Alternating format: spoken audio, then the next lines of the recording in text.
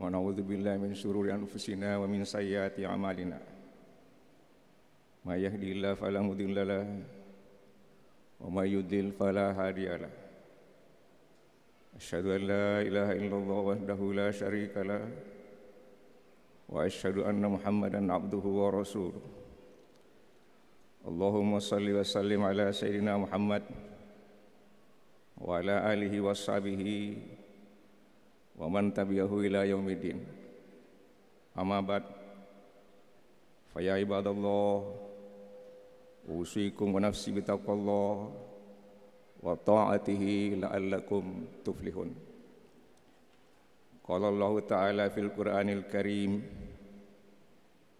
يا أيها الذين آمنوا اتقوا الله حق تقاته ولا تموتن إلا وأنتم مسلمون. Kaum muslimin, jamaah Jumat yang dirahmati Allah,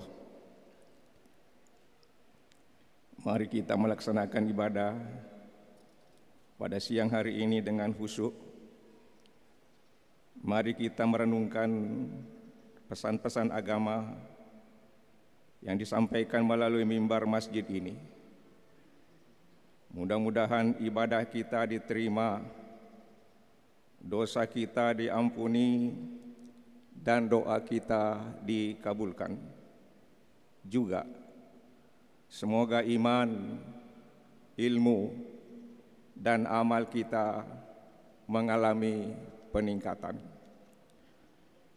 Kaum muslimin jamaah Jumat yang dirahmati Allah, pada kesempatan ini khatib mengajak jamaah sekalian untuk merenungkan kembali beberapa pesan yang terdapat pada surah At-Taubah ayat 128. Allah Subhanahu wa taala berfirman, laqad ja'akum rasulun min anfusikum azizun 'alaihi ma 'anittum harisun 'alaikum bil mu'minina raufur rahim. Artinya, sungguh telah datang kepadamu seorang rasul dari kamu sendiri, berat terasa olehnya penderitaan yang kamu alami. Dia sangat menginginkan keimanan dan keselamatan bagimu, penyantun dan penyayang terhadap orang-orang beriman. Pertama, pada ayat itu terdapat ungkapan rasulun min anfusikum, rasul dari kamu sendiri. Rasulullah adalah seorang manusia. Orang-orang yang hidup sezaman dengannya di Mekah dan Madinah dapat melihat langsung sosok Rasulullah dan mencermati perangainya yang luhur. Orang yang hidup setelah Rasulullah wafat dapat memperoleh informasi tentang dirinya sebagaimana dijelaskan pada sejumlah ayat Al-Quran dan diterangkan dalam banyak hadis serta diulas dalam banyak karya tulis ulama. Menurut sebagian ahli tafsir, pada ungkapan itu terkandung harapan. Semoga kiranya pengenalan tersebut memudahkan mereka yang hidup di lingkungan yang sama dengan Nabi SAW dan semasa dengannya untuk menerima agama Islam. Selanjutnya, mereka menyebarkan Islam kepada manusia yang berdiam di berbagai belahan bumi. Harapan itu dilaksanakan oleh banyak sahabat Nabi. Sebagian dari mereka mengembara ke berbagai negeri untuk menyiarkan Islam. Mereka wafat dan dikebumikan di negeri yang jauh dari Mekah dan Madinah.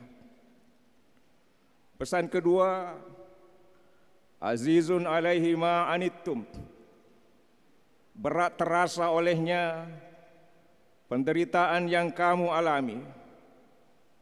Kata azizun ala dari segi bahasa mengandung arti terasa berat. Frasa ma'anittum artinya kesulitan, penderitaan, dan keadaan yang tidak menyenangkan yang dialami manusia. Dengan demikian, Rasulullah Sallallahu Alaihi Wasallam memiliki sikap empati.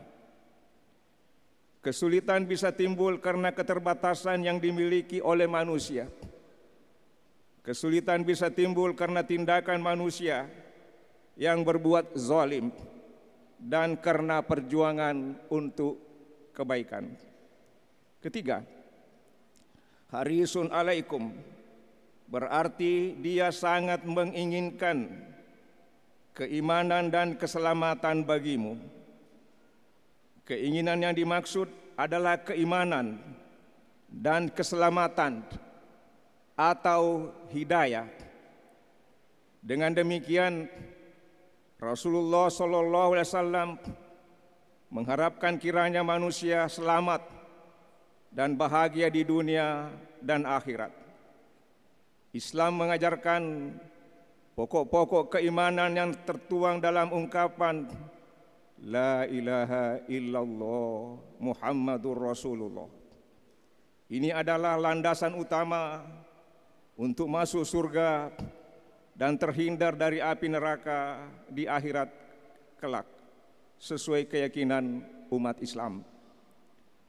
Pada masa hidupnya, Rasulullah menyaksikan manusia berbondong-bondong memeluk agama Islam, yakni setelah kota Mekah dibebaskan oleh kaum muslimin. Itu diterangkan pada surah An-Nasr, wa ra'aitan nasa yadkhuluna fi dinillahi afwaja, dan engkau melihat manusia berbondong-bondong masuk agama Allah. Keempat, bil mu'minina raufur rahim, penyantun dan penyayang terhadap orang-orang mukmin. Ungkapan ini menunjukkan bahwa Rasulullah memiliki sifat penyantun, raufun, dan penyayang, rahim. Ini sesuatu yang istimewa sebab disebut dalam firman Allah Subhanahu wa taala. Selain itu, Ar-Rauf dan Ar-Rahim adalah bagian dari Al-Asma Al-Husna yang dianugerahkan kepada Rasulullah Sallallahu Alaihi Wasallam. Setiap muslim diharapkan agar berusaha memiliki sifat Rauf, penyantun, dan Rahim, penyayang. Ini adalah bagian dari sifat-sifat terpuji yang mendekatkan manusia kepada Allah. Sifat Ar-Rauf dan Ar-Rahim dari Allah Subhanahu wa taala terdapat pada sejumlah ayat, di antaranya wa ma kana Allahu liyudhi'a imanakum innallaha bin-nasi laraufur rahim. Artinya, dan Allah tidak menyia-nyiakan imanmu. Sungguh Allah Maha Penyantun, Maha Penyayang kepada manusia. Allah Maha Penyantun terhadap manusia, yakni mereka yang beriman, yang ditunjukkan dengan amal. Pemahaman ini sesuai dengan konteks ayat itu yang menyebut kata iman. Pemahaman ini sejalan dengan firman-Nya, wallahu raufun bil ibad. Allah Maha Penyantun kepada hamba-hambanya atau mereka yang menempatkan dirinya sebagai hamba dari Allah Subhanahu wa taala. Sifat Ar-Rauf berasal dari kata kerja raufabi yang artinya mengasihi dengan kasih sayang yang tinggi dan bersifat lemah lembut. Makna sifat Ar-Rauf dari Allah Subhanahu wa taala memiliki dimensi material, duniawi, dan dimensi spiritual ukhrawi. Terkait dengan sifat ini, Al-Quran mengingatkan antara lain, satu, hewan ternak yang diciptakan oleh Allah digunakan oleh manusia untuk mengangkut beban yang berat ke negeri yang sulit dicapai kecuali dengan susah payah. An-Nahl ayat 7. Allah menerima taubat Nabi dan para sahabat dari golongan Muhajirin dan Ansar yang mengikuti Rasulullah pada masa-masa yang sulit setelah segolongan dari mereka hampir berpaling. Kemudian Allah menerima taubat mereka. At-Taubah 117. Ar-Rahim adalah salah satu nama dan sifat Allah mengandung arti antara lain bahwa Dia menyayangi hambanya yang bertobat setelah melakukan kesalahan. Sifat ini juga mengandung arti bahwa Allah memberikan rahmat-Nya di akhirat kelak khusus bagi orang-orang yang beriman.